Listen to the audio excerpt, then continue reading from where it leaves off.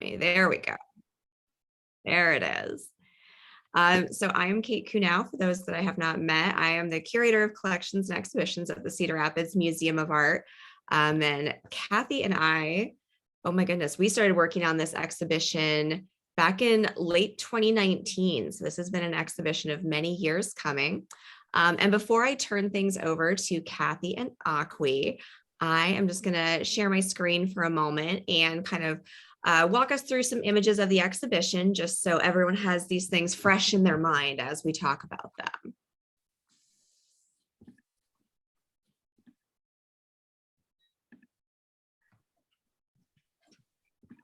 And get this looking lovely.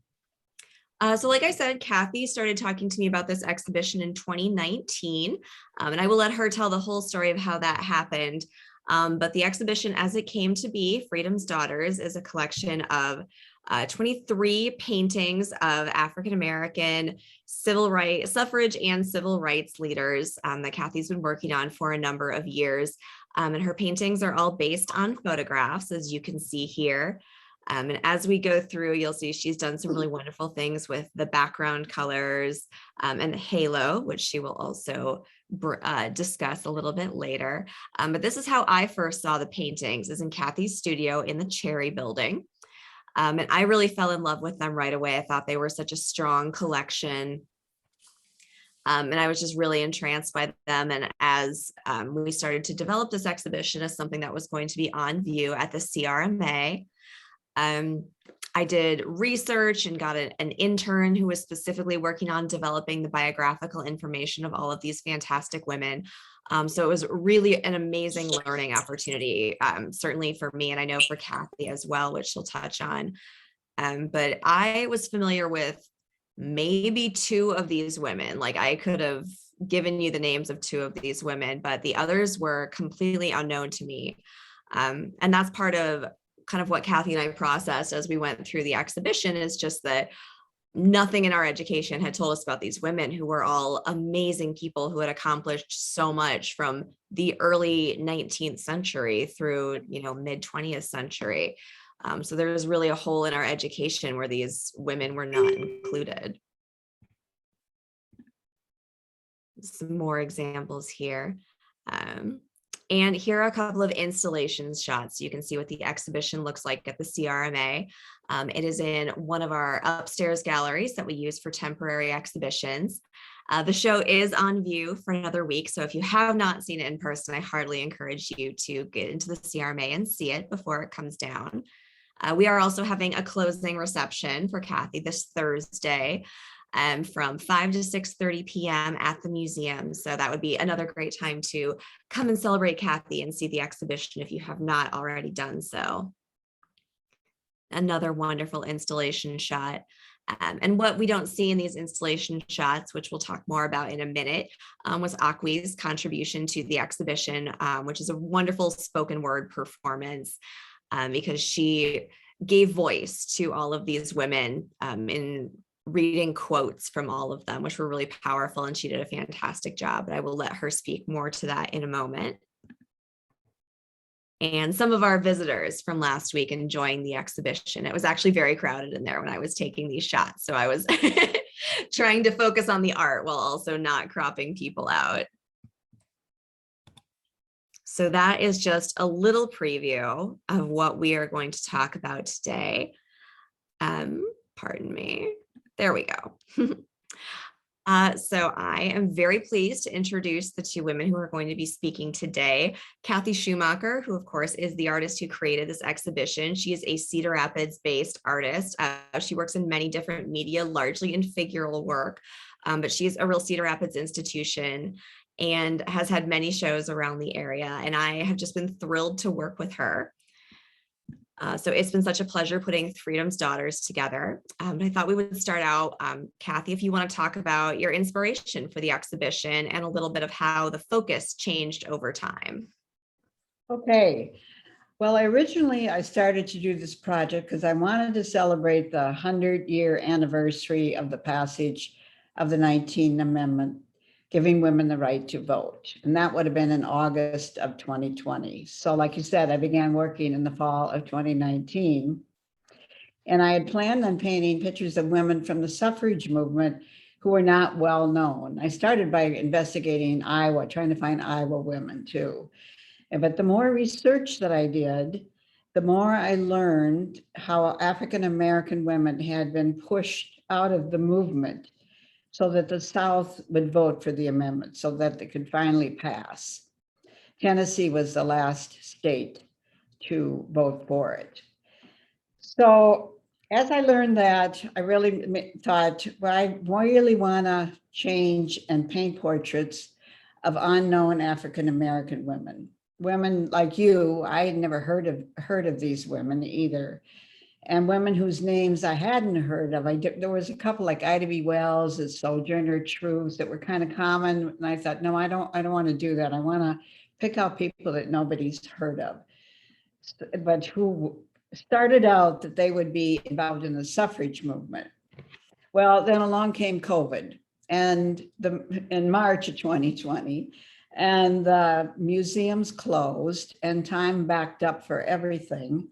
And all the celebration for the 100th anniversary of women getting the right to vote, what had been planned all through that summer and into that fall, they were all canceled. So then I realized I'd have a lot more time. So then I decided that to expand the time that I was going to cover rather than just the suffrage time from the 1830s to the 1960s. And in 1965 is when the Voting Rights Act was passed and made it illegal for all the ways in which African Americans were denied the right to vote. That became illegal. So I started in 1830 with Marie Stewart. She was not only the first African-American woman, but the first known American woman to speak to a mixed audience of men and women, white and Black. At that time, that was called promiscuous, to combine men and women and race in an audience. And she spoke of racial injustice and sexism. So this is also about women and the sexism too. And she spoke of the contradiction between the message of peace and unity preached from the pulpits of the white churches versus the reality of slavery. So needless to say, she was not very well received.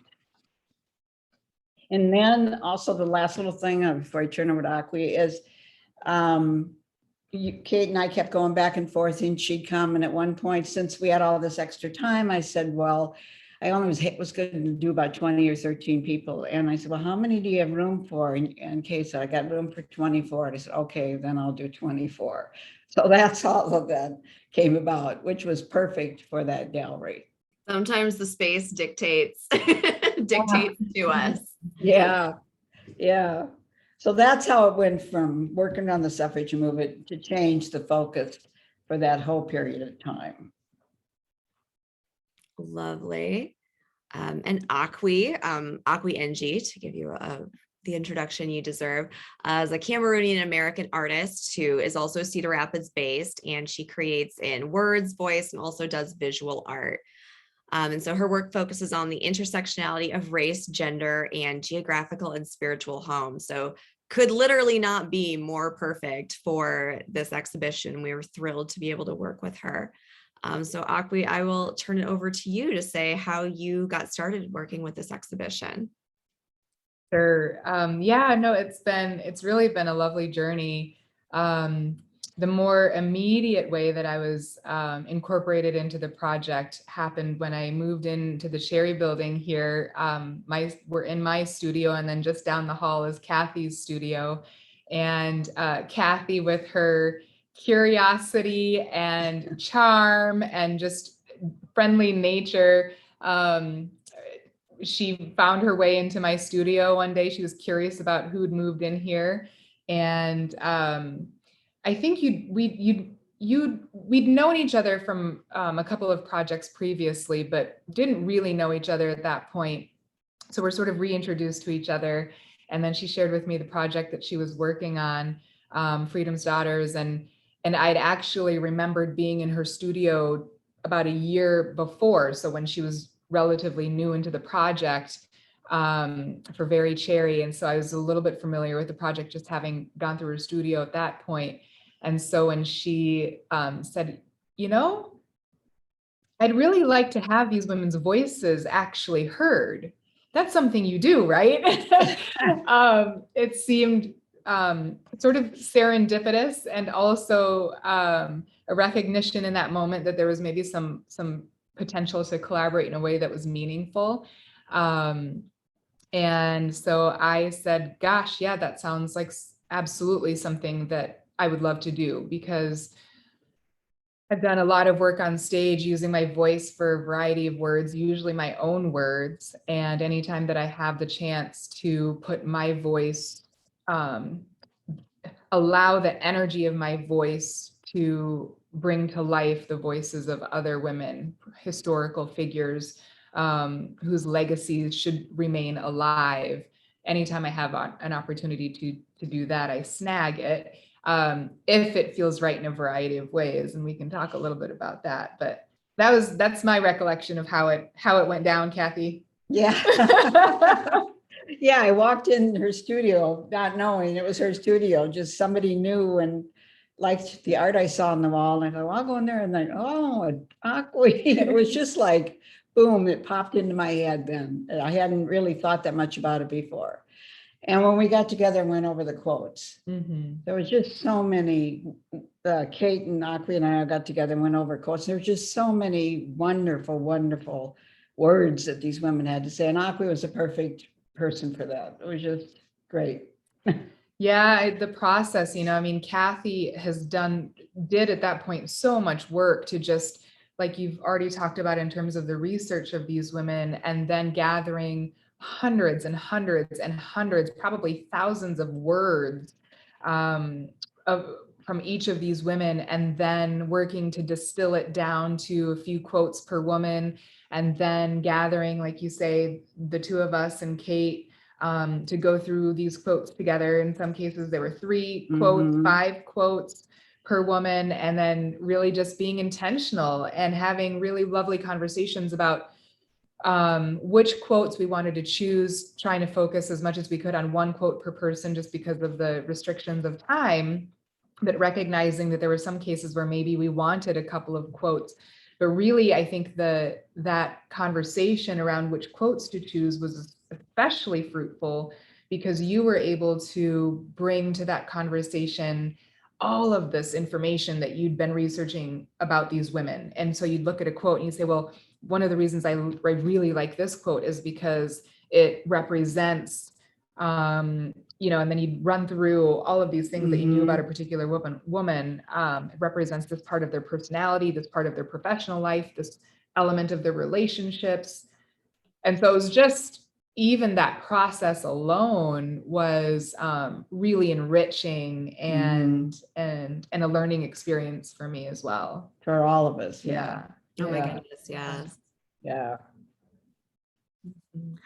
Well, let's talk a little bit about the kind of issues and concerns that all 3 of us dealt with as this project went along. I know we've talked about this a little bit within just the 3 of us, but I think it's a really cool conversation, as you 2 said. So Kathy, I know you and I kind of had a couple of moments, like as the project began to develop, where we were really talking through some stuff. Yeah, as I worked on the project and the more I went along, the more I got thinking about how it would be viewed as me as a white woman doing this project on African-American women. Presumptuous of me. I didn't want to appear as this patsy art woman who's going to be real nice and do this project. I mean, I just didn't want it to be that, because I had a lot of depth of feeling about it. So I remember you came over one time and I told you that I was really struggling with that, about if that was okay, if it, just really struggling with my feelings about doing this. And you said to me, do you want to say what you said, or you want me to say it? I can say what I think I said, and you might correct me. I might not remember, but I think I said, I don't feel like the burden to educate white people about Black history should be on Black people. And that's like something we need to do for ourselves, is to educate ourselves about these huge gaps in our education and things that we haven't learned and, perhaps don't understand, that's not a burden that should be put on people of color to educate white people. Was it Right. something like that? That's what you said, but I also loved it because you started it out by saying that you had to sit with it yourself too. Mm, You had thought about that, and I really valued that was something that was important to you too. And once you said that to me, it really took away that feeling, because it is our responsibility to teach ourselves. It isn't their responsibility. So that was really neat. And then one other thing, at one point, my son Chad said to me, Mom, what motivated you to do this? He said, you need to think about that, because somebody's going to ask you that question. Yeah, you're right. Your kids kind of hit you up. And anyway, I thought, well, that's a very good point. And so I sat with that, and I thought, I feel a lot of shame. I feel a lot of guilt, and I feel grief. I feel sadness. And that is what motivated me to continue on. And it's that we have really been taught a very sanitized view of history. And it was just very eye-opening to me. mm-hmm. Akwi, what were your thoughts about joining this project, and like any misgivings that you had? Yeah, any misgivings are really misgivings or hesitations or considerations that I process with any potential collaboration like this. So it was helpful that Kathy and I already knew each other just a bit. I was familiar with Kathy. I was familiar with her personality and her and what I imagined her ultimate purpose is with a project like this. But anytime I'm asked to collaborate on something like this, particularly when I may be a supporting role to the primary role, whether it's a supporting role to the artist, to an organization, to a company, to a group of people, I'm always having to run through the Rolodex of possible reasons I might say no, thinking about ethics, thinking about purpose, thinking about goal. As you said, is this somebody, some artsy woman who's just coming in and saying, I've got the resources and I've got this idea that is going to be a fun art project and it's going to be timely because it's Black History Month. And so really thinking through, what do I know about this person? What's the purpose? Is it genuinely about learning and bringing to the surface and bringing to light the legacies of people, or is it self-indulgent? Is it too rooted in shame, too much in shame and guilt? And so I'm constantly having to process all of that, and sometimes it's in a really short amount of time, because I know as a professional in a variety of ways, but in part as an artist, there are times when you inadvertently stumble headfirst into someone's project because it's trending, or someone's project because there's an opportunity for them. And that opportunity is only more tolerable or feels more ethical if they onboard somebody like me, right? There's a level of credibility if somebody like me is onboarded to the project. So I'm constantly having to weigh all of that. And then really finally, one factor that I'm weighing is in the context of institutions and formal structures that are sometimes good about representing work of us, but not by us. Mm-hmm. To what degree do I participate in that format, in that forum, where again, it's of us, but not by us. And so this was an opportunity to say, okay, and this is all processing in my head. I know that Kathy's probably got her reasons for doing this project. I have to have my very distinct reasons for doing this project. Ultimately, we're working towards the goal of bringing to light these women, their legacies, and educating our community and ourselves. And I think ultimately that is the common goal, despite their, this level of balance that each of us is doing independently and individually around our own womanhood, our own purpose, and our own artistic ethics.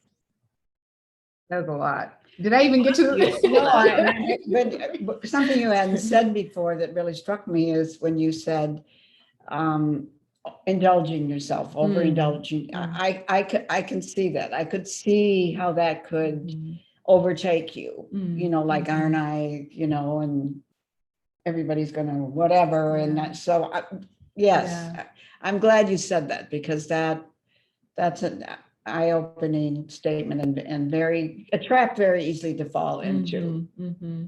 Yeah, so there are a lot of, ultimately weighing, is there a net gain? And ultimately, absolutely, yes. I think there with a project like this, there's a net gain. Absolutely. Yeah. And then having you speak these quotes is such a net gain, because when they're spoken and you're the spoken word artist, it just means so much more to hear that than to just read it. Yeah. Yeah. So to sit there at the exhibit and listen to the quotes like that really, really adds a lot to it. And it was an opportunity for me to learn about women who many of them I also had not been familiar with, so it was an opportunity to become familiar with their work, become familiar with their personalities, and then the very act and process of trying to differentiate the voices. I'm going to tell you, just logistically, that part was an incredible challenge for me. And I don't know for you in terms of the visual representation of each woman, how much of a challenge that was to sort of differentiate. You're really having to pull on the unique personalities of these women as you research them. So I was trying to do the same thing, having spent less time with them than you did, but really trying to create some level of differentiation in voice, cadence, tone, and really relying on some of what you shared with me about sense of humor, or how I don't know, how playful versus sophisticated some of these women were, and then trying to infuse the voices as much as possible with that. But, yeah. Well, you did a great job. Yeah. And we really wanted to make an immersive exhibition. And so it's nice to have the quotes playing while, and you can hear them from any place in the gallery. So even if you're not specifically sitting in front of the screen and watching the quotes go by, like you're still hearing the words the whole time, which is something that we knew we wanted. We went through many versions of the didactic program for this exhibition before we landed on what we have, which I think is great. But we were all just putting out ideas of how best to reach people and disseminate this information. Yeah, and the way you did it just with the names under it, so you immediately know who said it, and it just worked out great. Yeah, we definitely erred on the side of clarity. We wanted everything to be very clear and very well attributed. So I think it worked out really nicely. It was a fun project to do the logistics for. You guys created the amazing work, and I was just behind the scenes fiddling. Yeah. Kathy, do you want to talk a little bit about aesthetically how this project kind of came together? I showed people some visuals so they know what things look like, but I know you wanted to maybe discuss the halos, and I can put an image again if people want to see while you talk. Yeah, the way I came to the halo was, well, for one thing, I've been very inspired by the artist Janet McKenzie's work. And she created the painting Jesus of the People, which won the National Catholic Reporter Contest. And she paints a lot of biblical scenes, and she uses as her models African-American people. And her paintings have them with halos. And once I was in Chicago and just stumbled on her exhibit in Loyola Gallery and went in there and was just amazed at her work and bought the book. So I've looked at that book a lot. And one day it just really struck me. I thought, these women are holy. They've sacrificed and devoted their lives for the good of their people, and they're holy people. And that's kind of what moved me then into doing that. I came to learn later that that's also a very good compositional tool, but I hadn't thought of it that way. And it does draw right into the face, which is what I wanted. I wanted people to look into their eyes. That's part of the reason, the size of them. I like working large, but I also really wanted people to just be able to walk up and look right into their faces. So, and another benefit of the halos is it added a lot more color to each painting. And so that I really like that. It just made it more exciting too that way. But that's the reason I use those. Absolutely. And I think a couple slides back here, we can see you working out the color scheme.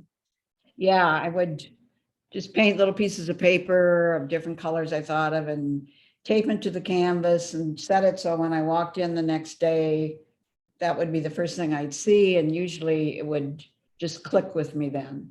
Some are a lot easier than others. And what you spoke of earlier about the personality, like Ella Baker here, and hers ends up being that kind of pinkish color. She was just always dressed really nice. She wore her hat, she had gloves she wore all the time, and she was a small woman. And that the color just resonated with me for what I learned about her and her personality. Yeah, and it certainly is striking in the galleries to see just all of the different colors that you've chosen and have the long wall of them all together. I think it was very successful. Right. Yeah, it would have been very boring if they all had the same background. And it really is striking in the gallery. I mean, I'm not the kind of person who typically experiences like my own audio work. I almost never listen to my audio work. I almost never watch videos of my performances. So I typically just stay away from work that I've created once it's out in the world. And so I almost didn't go to see this, but thought, well, no, I want to actually see Kathy's work in the space. And I can wear earplugs if I have to, but it's just so striking, and it's a stunning experience. And the halos are almost even more ethereal in that space. So Kathy, you did a lovely job, and you all at the museum have done a wonderful job. And so if anybody watching and listening to the Zoom hasn't been there yet, you really ought to, because I thought, well, I've seen them all in person. Should I really go? But oh my gosh, it's a whole different world in there. So yeah, I remember when the day you had them hung, Kate. I came over and got a little sneak preview and walked in there. It was just, oh, wow, that really, really looks nice. And you were really happy with it, I could tell. So that was really cool. Oh no, I was thrilled with it. And then, when we got Akwi's voice going, I think being in that gallery is a really singular experience. And you're seeing these women and you're hearing their words being spoken, and it's really wonderful. I'm so pleased with the exhibition. I think it's fantastic. And it almost does feel like a sanctuary, in of the word, it does feel like a sanctuary in there that you created. Yeah, and then the long, narrow aspect of the gallery, I think, helps with that. Like it kind of has a sacred space quality to it. Yeah, it's a great contemplative show. Yeah, it's been really a nice ride. The Gazette has been extremely generous and some wonderful articles. And I was there recently, and there was students coming in, which was really nice having these students there. And so I'm very pleased, and I was very honored to have that exhibit at the Cedar Rapids Museum of Art. It's very nice. No, we're just grateful that there are such wonderful artists in the community that we get to feature. It's totally our pleasure. Well, I'd like to open it up for questions. If anyone has questions for Kathy or Akwi, a wonderful moment to pursue those.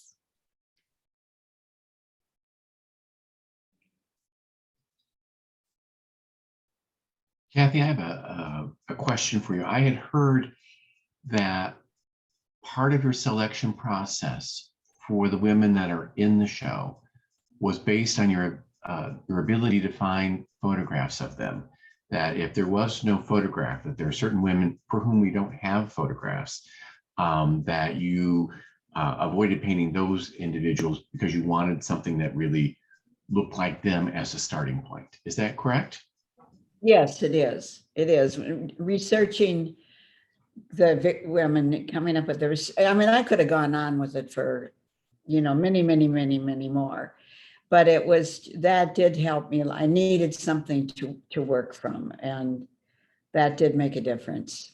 Just getting online, and seeing the quality too of photographs, especially from the way back.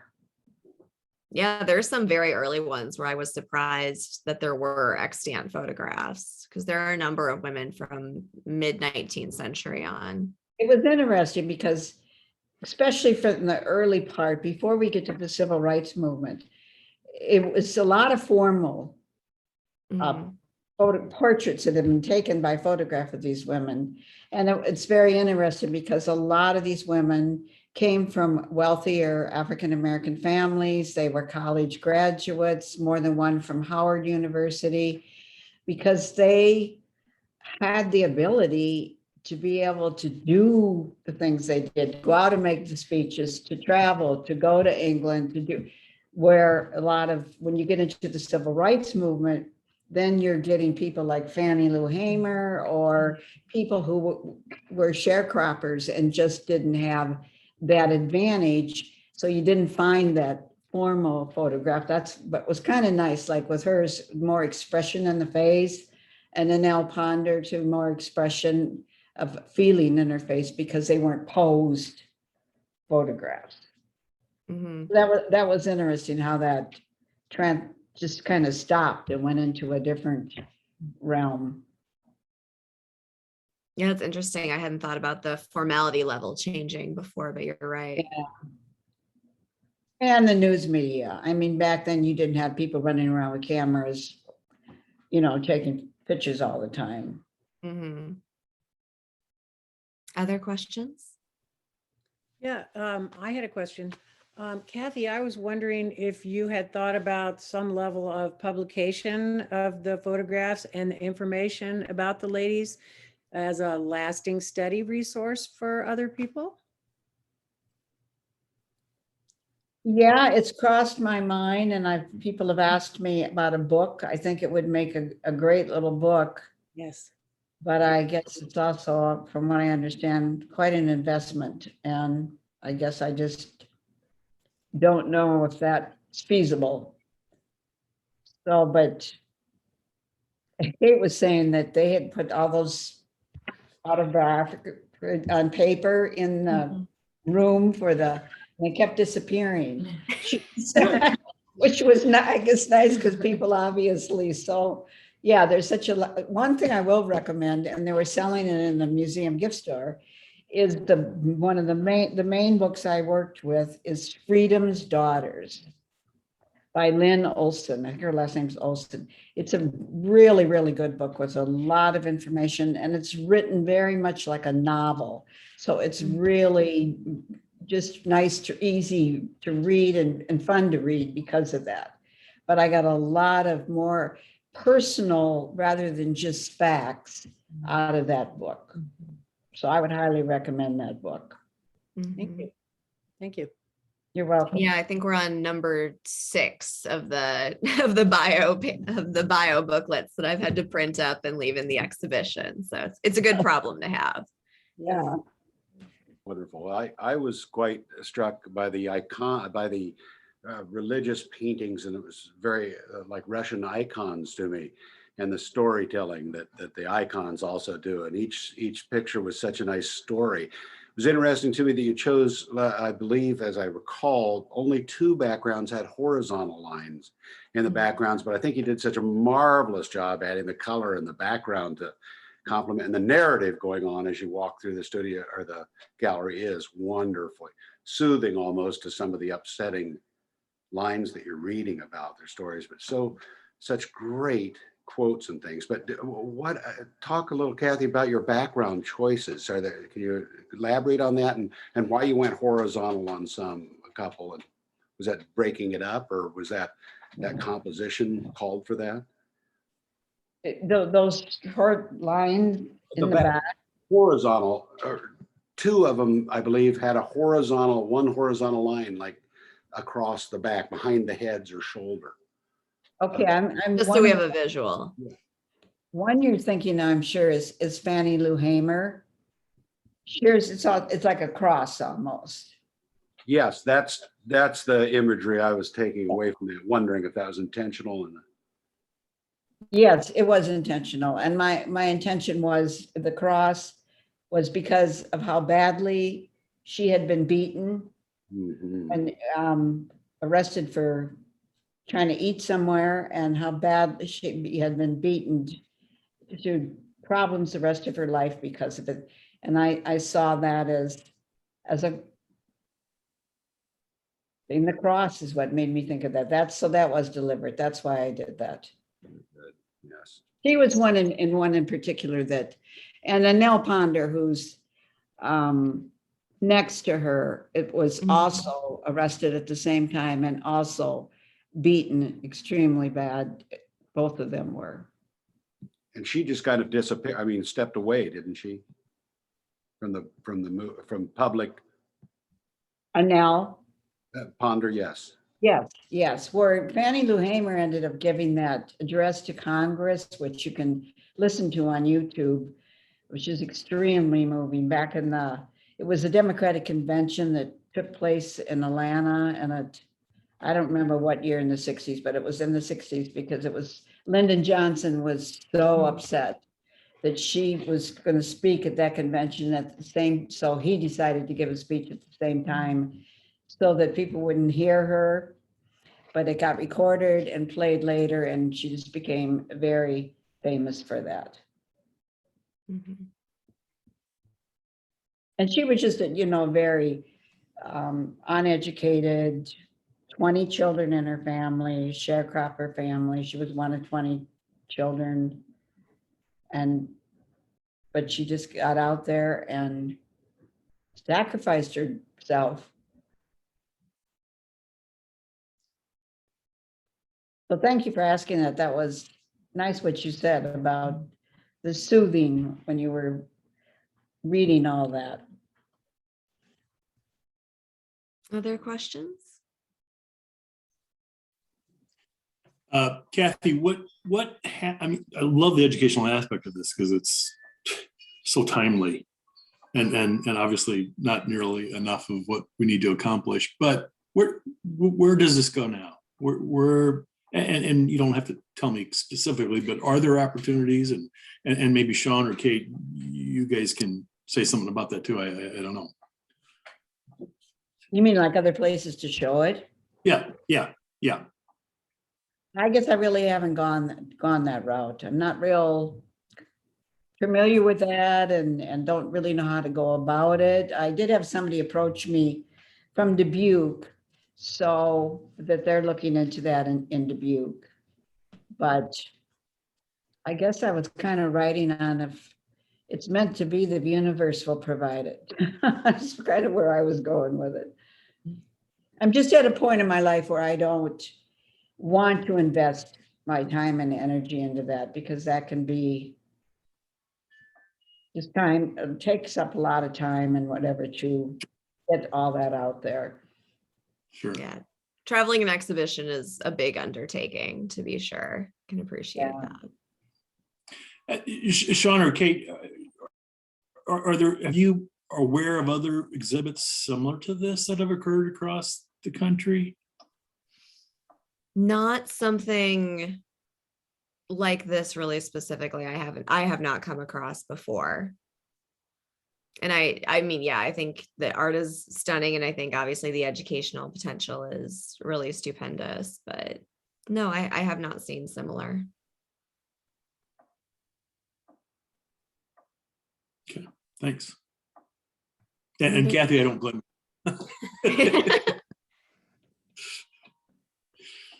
I might interject that we did very early on receive a request from a teacher at Washington High School for images of Kathy's work in the show, and I think label copy as well. Is that right, Kate?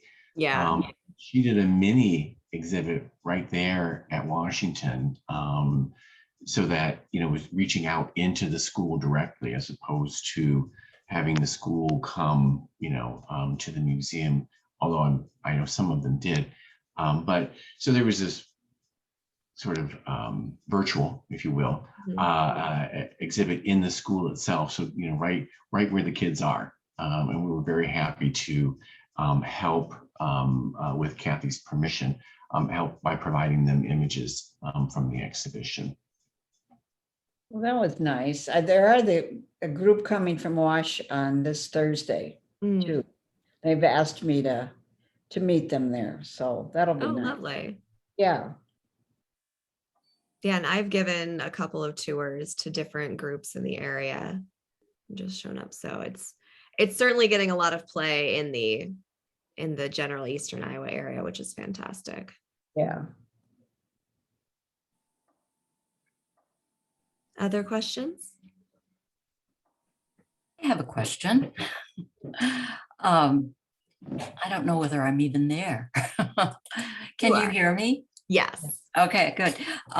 Kathy, first, I have to congratulate you on what a great show this is. I just can't tell you how impressive it is walking through the door and seeing the skill that you have always brought to portraiture, to these pieces, and all the formal decisions seem to be calculated perfectly, from the scale to the color to the format to the degree of detail you deal with.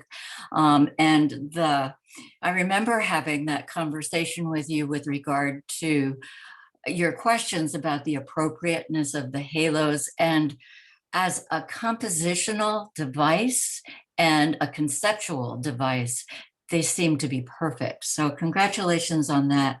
And I would definitely encourage you, now that you've done all this work, to do the work for more exhibitions, because this deserves a life that takes what the Cedar Rapids Museum of Art has first mounted. It has premiered at the Cedar Rapids Museum of Art because of the museum's belief in the artists whom they represent.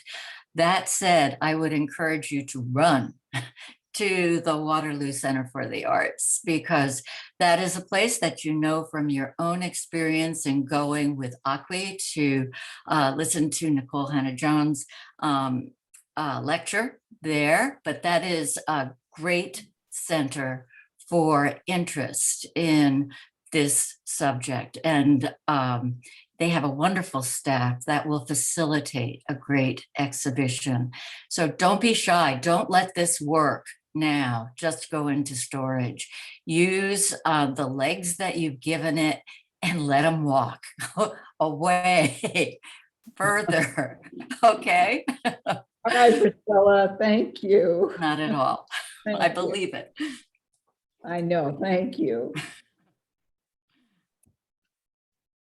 It was lovely. Yes, that was very nice. Any other questions?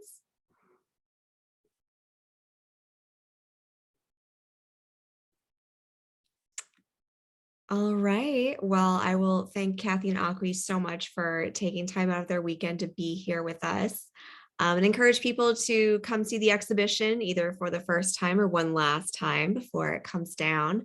And please feel free to join us on Thursday evening for a closing reception from 5 to 6:30 at the museum. But thank you, Kathy and Akwi, so much for taking the time for us.